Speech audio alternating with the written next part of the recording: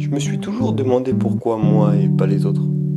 C'est vrai, tout le monde se voile la face à se dire que les maladies n'arrivent qu'aux autres et espère n'être jamais atteint par l'une d'entre elles. Les gens se persuadent qu'en mangeant sainement, en ne fumant pas, avec une petite vie bien rangée, ils ne tomberont pas malades. Mais croyez-moi, la vie réserve bien des surprises. Au fait, ça, c'est moi. Quelques semaines avant que tous ces problèmes arrivent.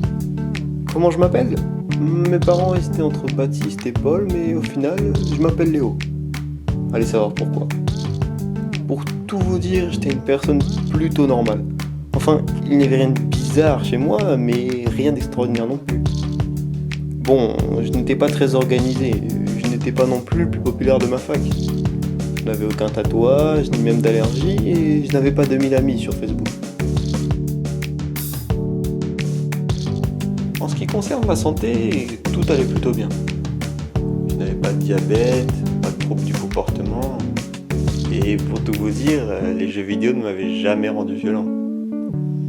On peut dire que j'étais un mec ordinaire. Pas de super pouvoir. Seulement un petit job d'étudiant pour pouvoir payer mes études. Bref, comme la plupart des gens de mon âge, je ne faisais qu'exister.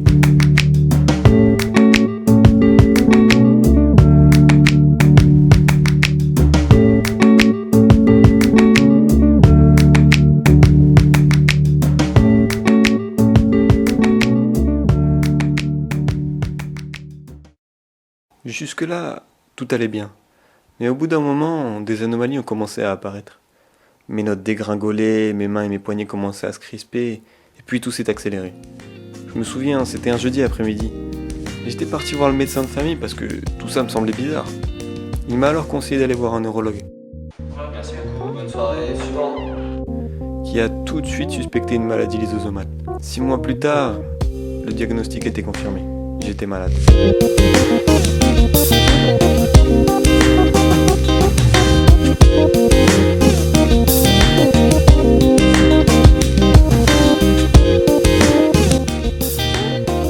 Alors vous vous demandez sûrement, qu'est-ce que les maladies lysosomales ? Eh bien, les maladies lysosomales sont des maladies génétiques rares. Près de 3000 personnes sont touchées en France, dont une très large majorité d'enfants. D'ailleurs, mon cas est plutôt rare. La plupart du temps, la maladie est dépistée dès l'enfance. Mais il y a quelques exceptions. Ces maladies regroupent 53 pathologies handicapantes et dégénératives, avec comme point commun un dysfonctionnement du lysosome.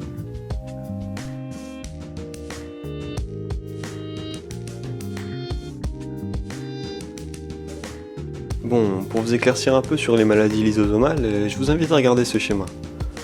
Ça, c'est une cellule. Notre corps est composé de milliards de cellules, le plus souvent spécialisées, cellules osseuses, nerveuses, musculaires, etc.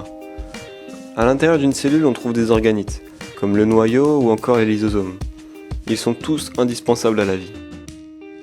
Le lysosome peut être comparé à une sorte de petite usine qui élimine ou recycle des particules contenues dans la cellule. Et une fois sa mission accomplie, le lysosome disparaît et tout va pour le mieux. Mais c'est là que tout se complique. Dans les maladies lysosomales, une erreur génétique de fabrication entraîne une défaillance des lysosomes. La petite usine étant mal conçue, elle ne peut faire face à l'arrivée continue des particules qui s'accumulent. Non seulement le lysosome n'accomplit pas sa mission, mais il ne disparaît pas non plus.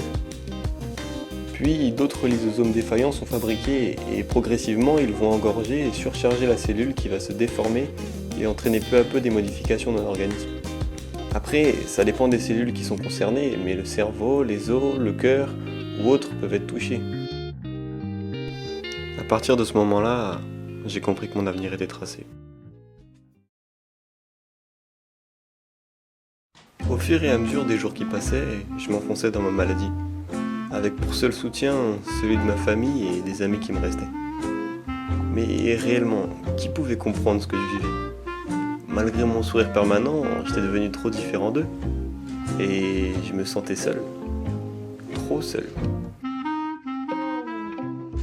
Puis un jour, alors que je marchais tranquillement, je suis tombé sur une affiche. La première chose qui m'a interpellé, c'est le slogan. Rare mais pas seul. Puis j'ai vu que ça parlait de ma maladie, et qu'une association existait pour les gens atteints de maladies lysosomales. Alors, je suis directement parti me renseigner. Son nom ? VML, vaincre les maladies lysosomales si vous préférez. En fait, l'association est née grâce à l'initiative de parents d'enfants malades, le 16 mai 1990.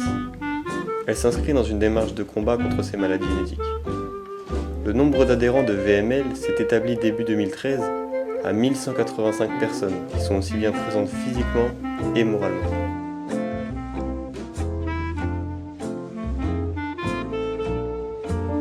L'association s'est donné 3 grandes missions. La première est de soutenir et aider les malades et leurs familles.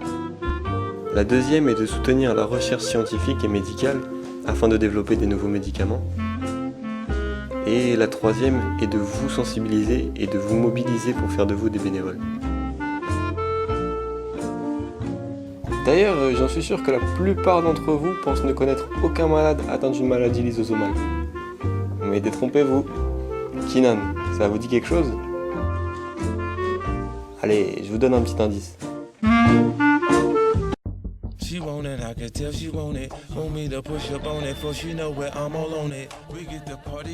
Alors, j'en suis sûr que vous avez tous vu au moins une fois cette vidéo.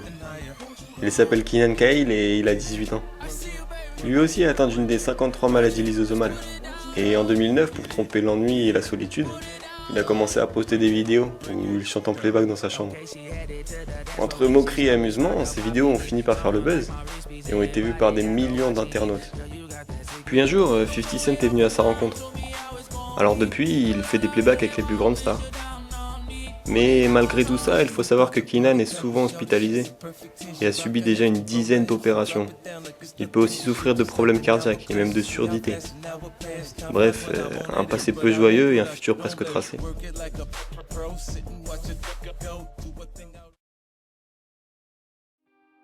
Pour finir, j'aimerais qu'on revienne sur les missions de l'association.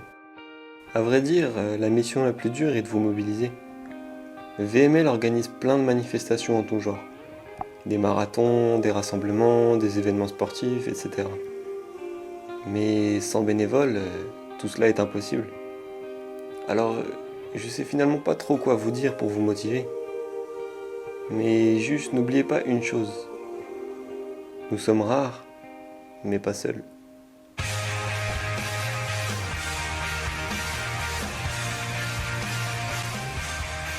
Au fait, j'ai plein d'amis maintenant.